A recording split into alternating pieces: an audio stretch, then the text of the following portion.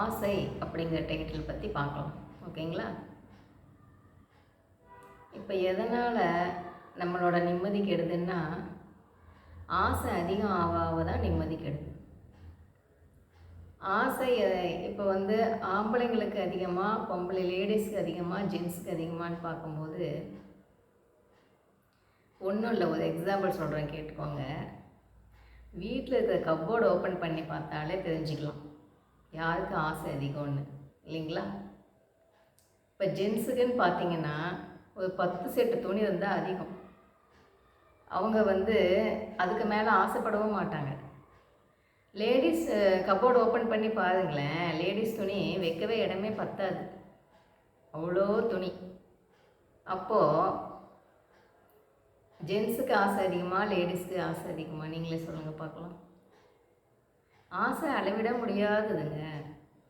எவ்வளோ பகவான் கொடுத்தாலும் இன்னும் வேணும் வேணும் வேணும் தான் நாம் கேட்போமே ஒழிய போதும்னு சொல்லுவோமா? இல்லை இல்லை. அப்போ மனசளவில் நாம் நிம்மதிப்பட்டுக்கணும். போதும் என்ற மனமே பொன் செய்யும் மருந்துன்னு சொல்லுவாங்க, இல்லைங்களா? அதை போல் நம்ம மனசளவில் நாம் எதையுமே ரொம்ப ஆசைப்படாமல், பேராசை பெருநஷ்டம் அப்படின்னு சொல்லுவாங்க. அதனால் ஆசையே படாதன்னு சொல்லலை, கம்மியாக ஆசைப்படு, உன் தகுதிக்கு ஏற்ப ஆசைப்படு, ரொம்ப ஆசைப்பட்டுட்டு கஷ்டப்படாத அப்படின்னு சொல்கிறாங்க. ஓகேங்களா?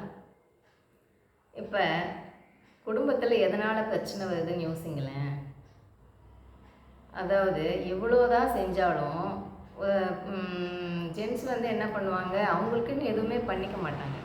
எல்லாம் ஃபேமிலியில் இருக்கிறவங்களுக்கு, பொண்டாட்டிக்கு, பிள்ளைங்களுக்கு இருந்தால் ஒவ்வொன்றும் பார்த்து பார்த்து செய்வாங்க, இல்லைங்களா? எவ்வளோ செஞ்சாலும் லேடிஸ்க்கு அது இது ஆக மாட்டேங்குது, மெப்புதல் ஆக மாட்டேங்குது. இதை எப்படி சொன்னாங்கன்னா, அந்த காலத்தில் ஒரு சினிமா பாட்டிலையே சூப்பராக சொன்னாங்க, பார்த்தீங்களா? ஹிட்டான பாட்டு. அடுத்தாத்து அம்பூஜத்தை பார்த்தேலா, அவ ஆத்துக்கார கொஞ்சத கேட்டீலா,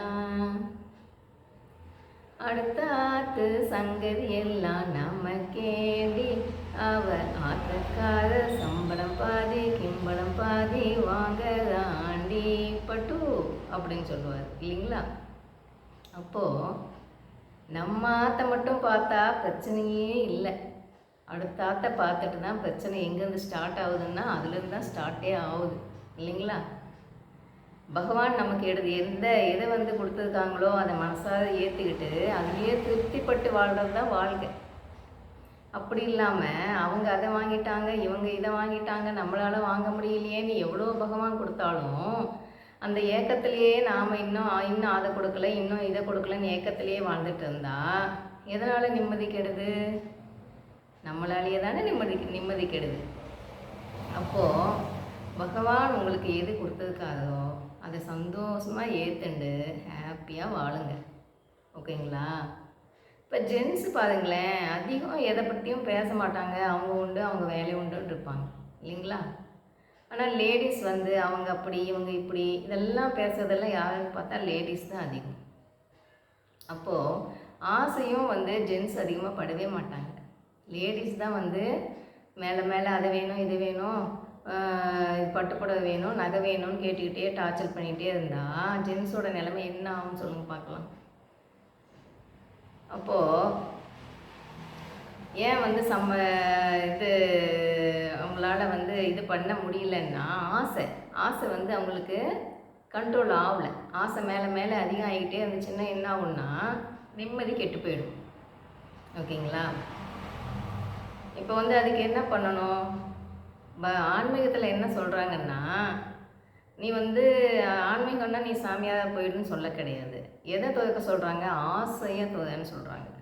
ஆசையை துவைன்னு சொன்னால் ஃபுல்லாக உன்னை ஆசையை விடுன்னு சொல்லலை, ஆசையை கம்மி பண்ணிக்கோ. நீ அதிகமாக ஆசைப்பட தான் எல்லா துன்பத்துக்கும் காரணம் எதுன்னா உன்னோட ஆசை தான். அதனால் ஆசையை கம்மி பண்ணுறது தான் ஆன்மீகத்தில் சொல்கிறாங்களே ஒழிய, துதைன்னு சொல்கிறது எதை சொல்கிறாங்கன்னா ஆசையை துதைன்னு தான் சொல்கிறாங்களே ஒழிய, நீ வீட்டை விட்டு வெளியே போ, பிரம்மச்சரியத்தில் வாழணும் அப்படியெல்லாம் சொல்லவே கிடையாது. அப்போது இதிலேருந்து என்ன புரிஞ்சுக்கிட்டீங்க? ஆசையை கம்மி பண்ணிக்கிட்டாலே நாம் நிம்மதியாக வாழலாம். போதுமென்ற மனமே பொன் செய்யும் மருந்து. ஓகேங்களா? அப்போ ஒருத்தருக்கு ஒருத்தர் விட்டு கொடுத்து போய் சந்தோஷமாக வாழணும். சிதம்பரம் ஆட்சியும் வேணாம், மீனாட்சி ஆட்சியும் வேணாம், ஈகோவே வேணாம். 2 பேருமே புருஷன் பொண்டாட்டி எப்படி வாழணும்? ஆளுக்கு ஆள் 2 பேருமே விட்டு கொடுத்து போய் சந்தோஷமாக ஹாப்பியாக வாழணும். அர்த்தநாரீஸ்வரர் போல் ஆண் பாதி பெண் பாதியாக மகிழ்ச்சியாக வாழணும். ஓகேங்களா? அந்த மகிழ்ச்சி நம்ம கையில் தான் இருக்குது. வெளியே மகிழ்ச்சி பார்க்கவே பார்க்காதீங்க. எதையுமே சந்தோஷமாக ஏற்றுக்கோங்க. மனநிலையை நீங்கள் எப்போவுமே சந்தோஷமாக மகிழ்ச்சியாக வச்சுட்டு இருக்கும்போது உங்களால் எல்லாமே நல்லா செய்ய முடியும். எல்லா வேலையும் நல்லா செய்ய முடியும். நீங்கள் உடம்பும் கெடாது.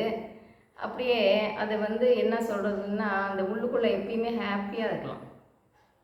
ஆசையை கம்மி பண்ணிக்கிட்டாலே ஹாப்பியாக எனி டைம் ஹாப்பியாக இருக்கலாம். ஓகேங்களா? சரி, அப்போது இனிமேல் ஆளுக்கு ஆள் புரிஞ்சிக்கிட்டு விட்டு கொடுத்து போய் சந்தோஷமாக ஹாப்பியாக வாழணும். ஓகேங்களா? டாடா, பாய்.